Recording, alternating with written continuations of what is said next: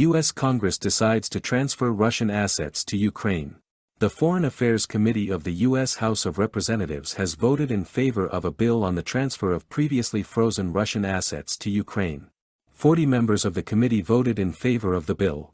Only 2 congressmen opposed the decision. The new law gives the U.S. president the right to confiscate sovereign Russian assets under U.S. jurisdiction. Now the frozen Russian assets are in the Ukraine Support Fund. The document also gives the U.S. government and the Secretary of State the right to negotiate with the EU and the G7 countries in order to freeze Russian assets and hand them over to the Kyiv authorities at once. It is known that the G7 countries in February 2022 froze Russian assets totaling $300 billion, of which over $200 billion were frozen by European banks at the request of the EU. The EU leadership earlier said that it had found no legal grounds for transferring the funds to the Ukrainian government.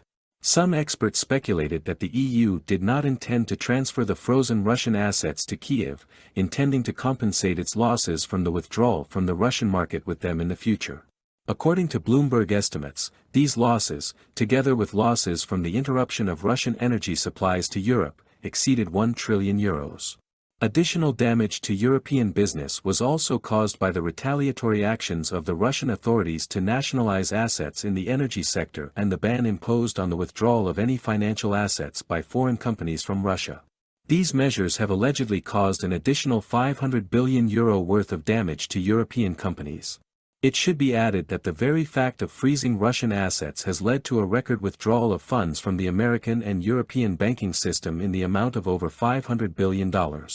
Russian President Vladimir Putin said last month that people in the West who make decisions to appropriate other people's assets are not distinguished by great intelligence.